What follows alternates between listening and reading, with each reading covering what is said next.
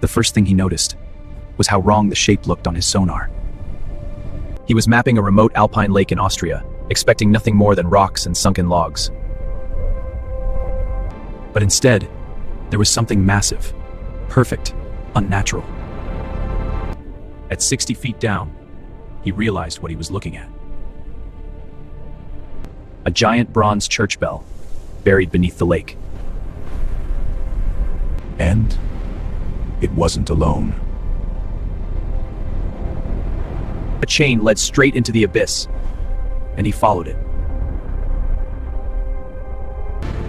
100 feet down, the truth began to surface. Hundreds of bells, stripped of their towers, silenced forever.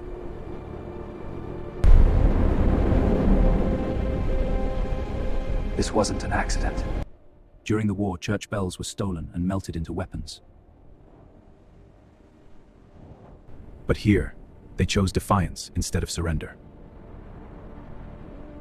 A choir of stolen history,